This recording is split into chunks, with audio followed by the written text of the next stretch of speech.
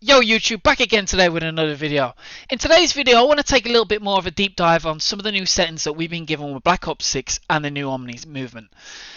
I've noticed since the start of the beta that there was a few key settings that I would have had kind of as normal in MW3 that have kind of changed how they work this year with some of the new mechanics. So let's go straight into the controller tab here and look at some of these settings. So first of all, I'm not going to go through every setting. I will show you, but there's a few key ones that I want to look at, and that first key one here is horizontal and vertical stick sensitivity. So when you first loaded up the beta, you probably noticed that your sensitivity had been bumped up by 1. Now, there is a reason for that. The sensitivities and has been proven that they are 1 slower this year. So like me, I usually play 7.7 in MW3. When I clicked onto the beta, it was obviously 8.8, and I've left it at 8.8, and that just feels, it does feel normal, it feels natural. So if you are noticing that your movement isn't feeling as snappy or everything is feeling a little off, highly suggest moving that back up and you will be on your normal sensitivity. The rest of the stuff is all off, controller vibration off, and the next big setting here is in the dead zone input setting, and that is left stick max. So a lot of people will play with this on 99. It's a pretty basic setting, but if you want to get the most out of Black Ops 6, and the same could be said for MW3, then you need to look at lowering this. As you can see on the right, what this basically does is it reduces the value for maximum input with less physical stick movement. So basically, you only have to touch you can touch your left stick less and you will get maximum input. The reason you want to have that is because everyone's going to be cracked out of their minds this year doing all types of moves with slide dive and dive slide and doing 360s. You want to be able to react to that as quickly as possible. By lowering this, you will be able to react to that. A lot of the CDL pros can go as low as 60. Some people might go lower than that, but really what I'd advise is in between 60 and 80 is the kind of sweet spot, and it really will help with your gameplay, especially if you've always played at 99.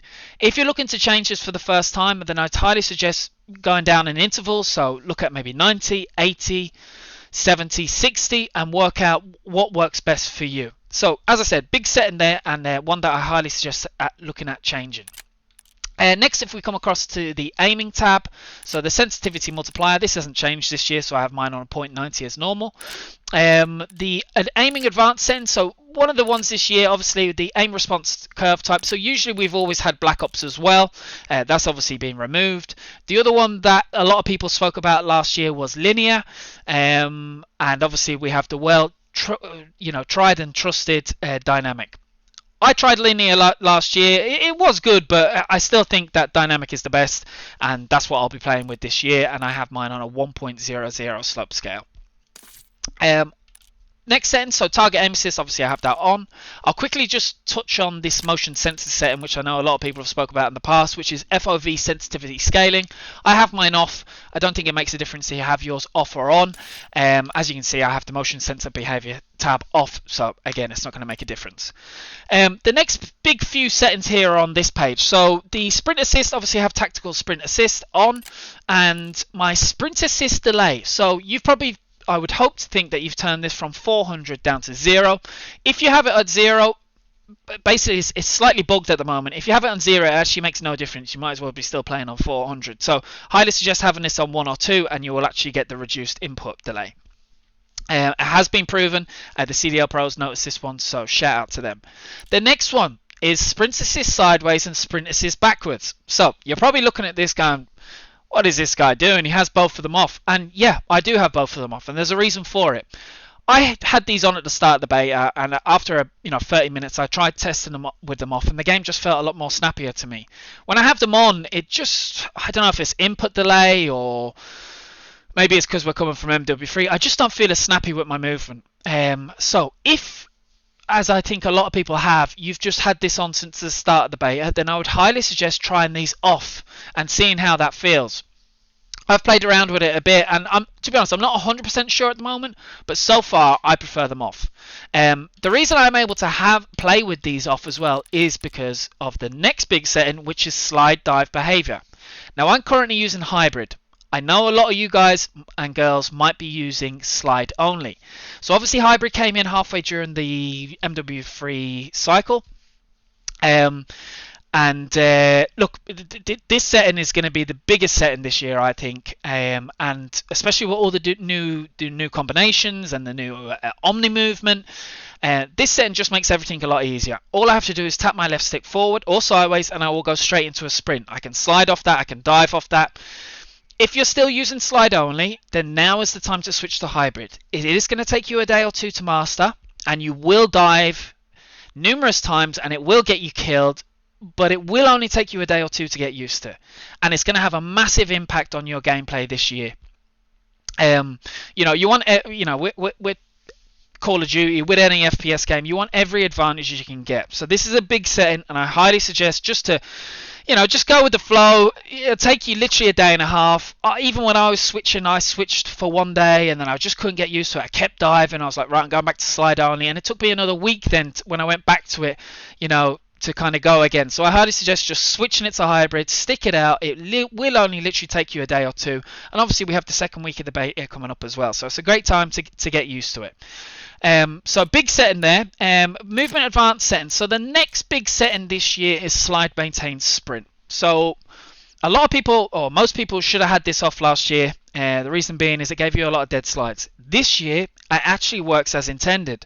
So slide maintain sprint. So when the beta first came on, I obviously had this off, and I just noticed something just didn't feel right. I now have this on, and the game feels a lot snappier. So highly suggest turn that one on.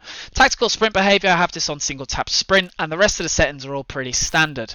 Vehicles advanced settings, I'll leave that one. No vehicles. The rest of this stuff again is all pretty standard.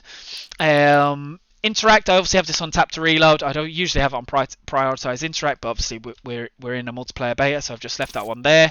And that's pretty much it. So I have a few gameplays here, just a few short clips of me using these settings. I highly suggest some of the key ones that I pointed out there to look at changing, especially things like hybrid, especially a left stick max. And yeah, obviously weekend 2 of the beta is coming up on Friday at 6 o'clock in the UK at least. I'm really looking forward to it. Hopefully they're going to fix the connection issues that we've had, because I just had packet loss non-stop. And yeah, hopefully we get a few new maps as well to test out, because it did get a little bit stale. So overall, I'm really enjoying the game. I think it's going to be good. I wish we were getting a new Warzone map at the start, but it is what it is, and at least we're going to have multiplayer to grind in about a month. I don't know what I'm going to do when this second beta finishes, but somehow we'll make it through. So look, enjoy the clips, enjoy the beta coming up, and I'll speak to you all soon. Cheers. Team deathmatch. Eliminate all threats.